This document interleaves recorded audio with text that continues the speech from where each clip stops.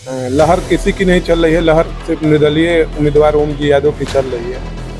विधायक बनेंगे तो विधायक बनेंगे तो अधिकारी से मिलकर, सरकार से मिलकर कोई साथ देकर, और उसके बाद नौजवान जो बेरोजगार इधर से उधर घूम रहे हैं तो बैंकों द्वारा ऋण दिलवाकर विश्वामित्र की मूर्ति लगाने के मुद्दे पर, तड़का की मूर्ति लगाने के मुद्दे पर, शमशान घाट को बहुत बढ़िया सुंदर बनाने के मुद्दे पर, बक्सर को विकसित बनाने के मुद्दे पर लहर किसी की नहीं चल रही है, लहर सिर्फ निर्दलीय उम्मीदवार ओम जी यादव की चल रही है।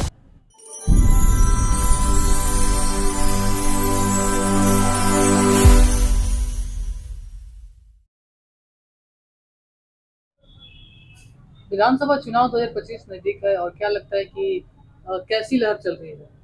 पहले तो आप सभी को नमस्कार। ओम जी यादव हाँ, नॉमिनेशन कब कर रहे हैं?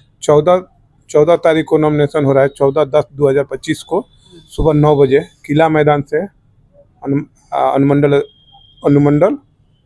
में जाकर नॉमिनेशन हम लोग करेंगे। बक्सर के क्षेत्र में घूम रहे हैं तो क्या समस्याएं मिल रही है? समस्या तो बक्सर में बहुत सारे हैं। समस्या तो यहाँ कभी ख़त्म नहीं होने वाली है। जो ये लोग किलाधीश महाराज जी लोग बैठे हैं, आए हैं, काम कर रहे हैं, उस हिसाब से देखा जाए तो समस्या ख़त्म ही नहीं होगी। और समस्या है, शिक्षा है, बेरोजगारी है, रोजगार है, तो ये सब बहुत ज़्यादा ऐसी है, बेरोजगारी है यहाँ पर, तो उसके चलते यहाँ रोजगार की जो बहुत ज़रूरी है। ओम जी यादव इसको कैसे खत्म करेंगे और विधायक बनते हैं तो?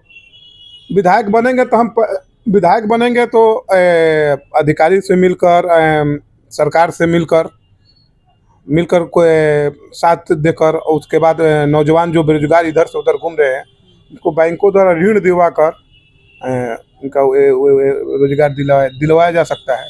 ओम जी यादव किस मुद्दे के साथ चुनाव लड़ रहे हैं? विकास के मुद्दे पर, विश्वामित्र की मूर्ति लगाने के मुद्दे पर, तड़का की मूर्ति लगाने के मुद्दे पर, शमशान घाट को बहुत बढ़िया सुंदर बनाने के मुद्दे पर, बक्सर को विकसित बनाने के मुद्दे पर, रामेश्वर कॉरिडोर बनाने के ऐसी पर हमारी बहुत सारी मुद्दे हैं। नगर ब्लॉक के कमीशन खोरी ख़त्म करने की मुद्दे पर, हॉस्पिटल में ऑक्सीजन और दवा के रेगुलर रहे और डॉक्टर किसी भी मरीज को रेफर न करे, उसके मुद्दे पर।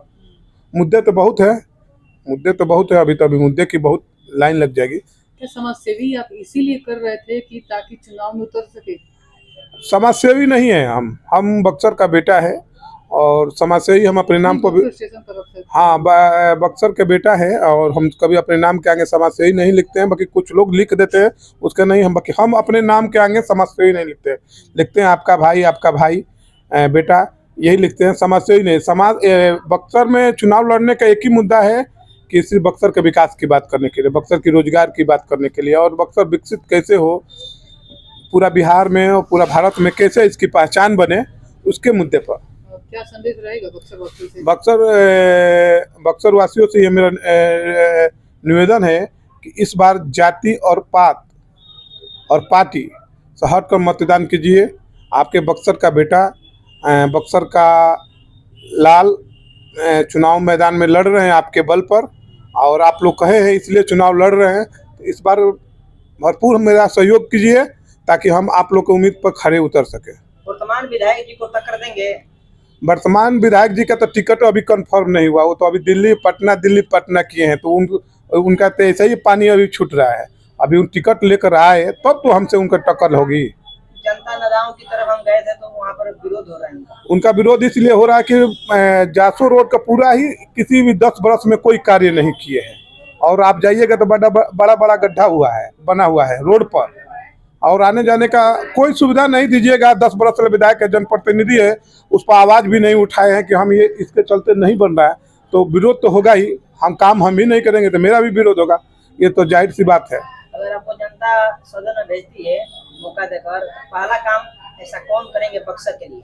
कमीशन खोरी बंद कर देंगे। हॉस्पिटल में जो रेफर हो रहे हैं मरीज, उनको रोक देना है, और ब्लॉक में जो दाखिल खारिज और परिमार्जन के नाम पर जो वसूली कर रहे हैं उसको रोक देंगे। और विश्वामित्र जी का मूर्ति बक्सर में किसी भी चौक चौराहे पर बहुत बढ़िया भव्य रूप से लगाएंगे, और तड़का का मूर्ति लगवाएंगे और राम लक्ष्मण जी का मूर्ति लगवाएंगे, ताकि बक्सर का जो कोई व्यक्ति आए बक्सर घूमने तो विश्वामित्र जी का दर्शन करे, तड़का जी का दर्शन करे, तभी बक्सर का नाम होगा और पहचान मिलेगी।